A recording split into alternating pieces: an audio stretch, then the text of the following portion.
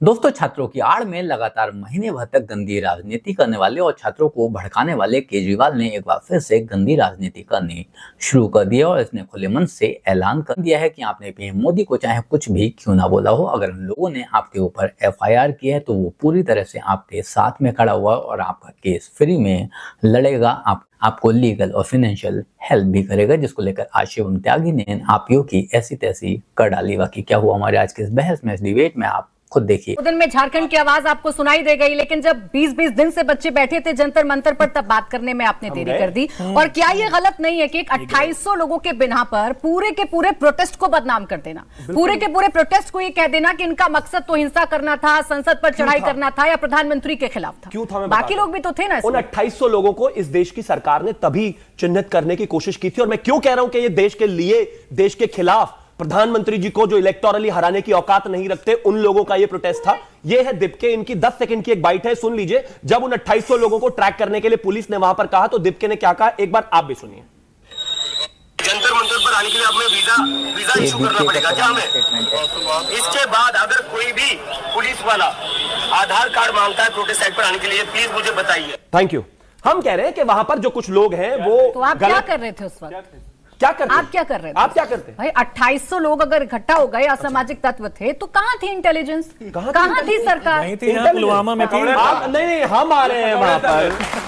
आप मुझे एक चीज बताइए, हम वहां पर कह रहे हैं छात्रों से स्थिति गंभीर है, लोग लगातार वहां पर बच्चों को भड़का रहे हैं, स्थितियां खराब हैं। हम कह रहे हैं कि हमें इनके आधार कार्ड चेक करने दीजिए। वो कह रहे हैं नहीं, आप नहीं चेक कर सकते, ये परेशानी है। जब हमने उन पर केस करने की बात कही तब भी ये लोग उसके समर्थन में आ गए। तो जाहिर है, बात साफ है, वो 2800 लोग घुसाए गए, देश का माहौल खराब कराया गया, इस देश में ऐसी स्थिति पैदा कराई गई कि किसी भी तरीके से अनरेस्ट हो सकता है। अच्छा ठीक है, अभिषेक तिवारी जी, भाई 2800 लोग अगर आपराधिक प्रवृत्ति के हैं तो उन पर कार्रवाई होनी चाहिए। आप ही लोगों ने कहा था, आपके नेता ने कहा था कि बीजेपी के लोग और आरएसएस के लोग इस प्रोटेस्ट को बदनाम कर रहे हैं, तो ये तो अच्छा ही है ना, कम से कम अपने लोगों पर ही सही, लेकिन कार्रवाई तो कर रही है बीजेपी। उनको फांसी लगा दीजिए, फांसी चढ़ा दीजिए। मैं कहता हूं चौराहे पे खड़े होकर उनको फांसी चढ़ा दीजिए, आम आदमी पार्टी पूरा सपोर्ट करेगी। लेकिन उनके आड़ में हमारे जेनजी को, हमारे युवा को, हमारे छात्रों को आप देशद्रोही मत कहिए, आतंकवादी मत कहिए, उनको उग्रवादी मत कहिए। ये भाजपा है, ये भाजपा ही कह रहे हैं। भाई मैंने कहा छाप मत कहिए। अरे क्या तुम्हारी एमपी ने बोला,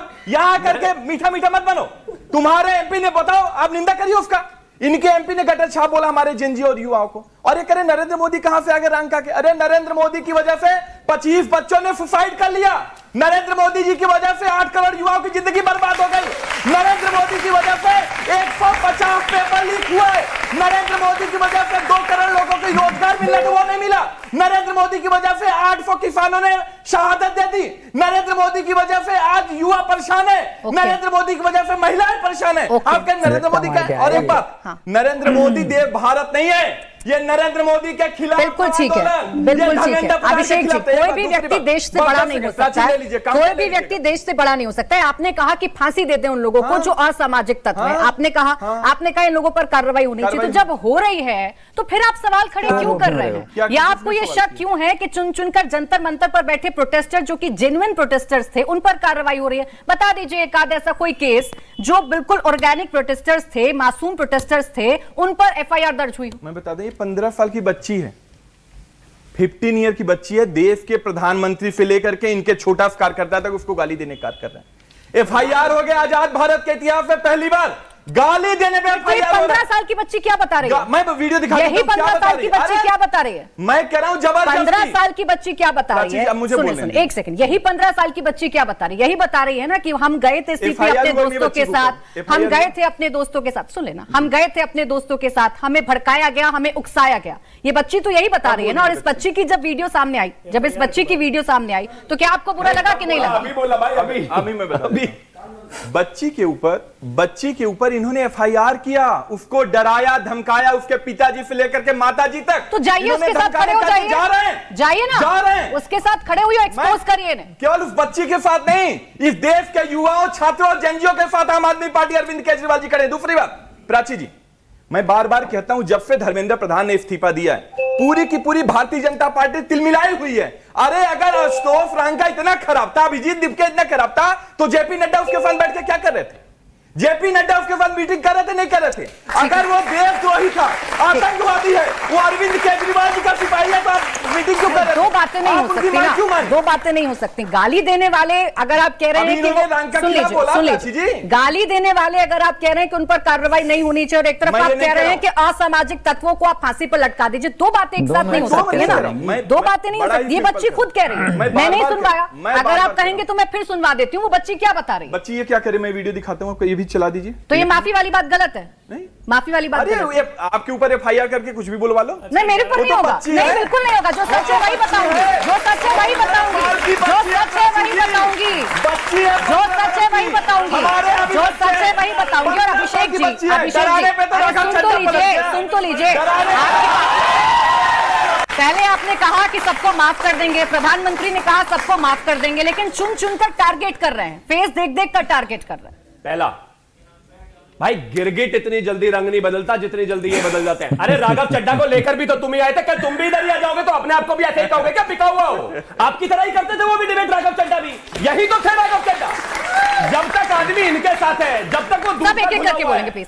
दूसरी तरफ आते ही वो बिका हुआ, वो बेईमान, वो बिल्कुल लफंगा, वो खराब, वो सब हो जाता है। तय कर लो भैया, कल अरविंद केजरीवाल भी इधर ना आ जाए, क्योंकि वो भी राजनीति।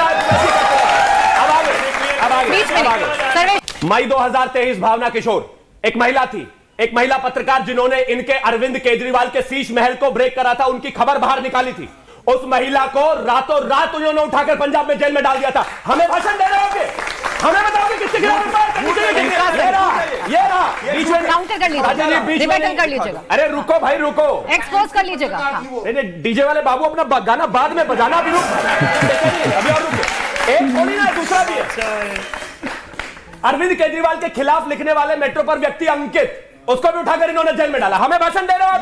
जो ये करेंगे, जो ये करेंगे, जो ये करेंगे, केजरीवाल के ऑफिस से थोड़ी आए पेपर जो झूठे होंगे, अभी दे रहा हूं। जो ये करेंगे तो आप भी वही करेंगे क्या? आप ये जो करेंगे वही भी आप करेंगे क्या? इनका गलत आपका सही कैसे हो सकता है? पुलिस नहीं है, इनकी पुलिस की भाई बात बताओ, इस आदमी को इतनी बेचैनी क्यों? मैं तो नहीं बोला इनके बीच में, रुको भाई, फौरन। अब आगे, अब एक और चीज, इन्होंने कहा कि जिस तरह की स्थितियां बनी है और हम में और इनमें फर्क है। मेरे प्रधानमंत्री ने आकर खुद कहा कि हाँ गालियां मुझे दी गई हैं, मेरी मां को गालियां दी गई हैं। हमने भावना किशोर की तरह जेल में नहीं डाला किसी को। मेरे प्रधानमंत्री ने कहा कि बिल्कुल नहीं होनी चाहिए, फायर गलत है, बच्चे माफ कर देना चाहिए, और माफ कर दिया। और अब एफआईआर नहीं होंगी ना, अब एफआईआर नहीं होगी। अब वापस होंगी एफआईआर ना भाई, हर 5 सेकंड में बोलना जरूरी है क्या? अब आगे आते हैं। इन्होंने कहा कि रांका से इतनी ही दिक्कत थी तो भाई उससे बात क्यों कर रहे थे? मैं एक चीज कहना चाहता हूं, क्योंकि प्रॉब्लम, विषय जो है कॉज था, विषय नीट था। नीट को लेकर अगर कोई भी व्यक्ति आता है हम उससे बात करेंगे, लेकिन ये तो बेचारा जो आपका ये कॉकरोच वाला है, ये अरविंद केजरीवाल के पैरों में पड़ा हुआ है। इस बात को भी डिनाई नहीं कर सकते भाई। इस पर तो बात है, इतनी नाराजगी क्यों है? तो उसमें दिक्कत क्या है? बिल्कुल अरविंद केजरीवाल के साथ अगर किसी का फोटो है तो दिक्कत क्या? अच्छा मुझे एक चीज, देश के नेता ही है ना वो भी। भाजपा से आपको पता है, मेरे नाम के नीचे प्रवक्ता लिखा हुआ है। मुझे किसी की रबर स्टैंप बंद कराने की क्या जरूरत है? राजनीति करनी है तो राजनीति करो ना भाई, सीधा।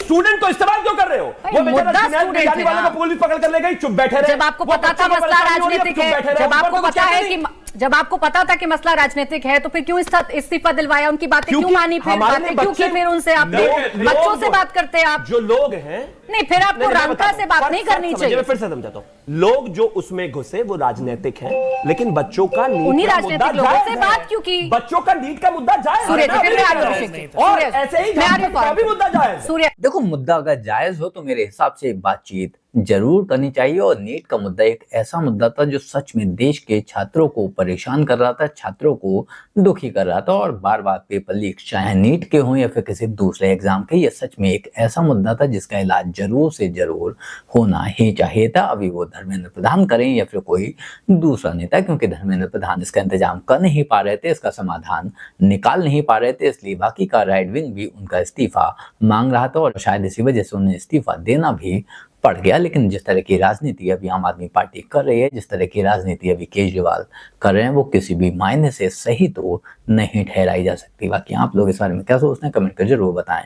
जल्द मिलते हैं किसी नए वीडियो में नए टॉपिक के साथ। तब तक गुड बाय, नमस्कार, जय हिंद।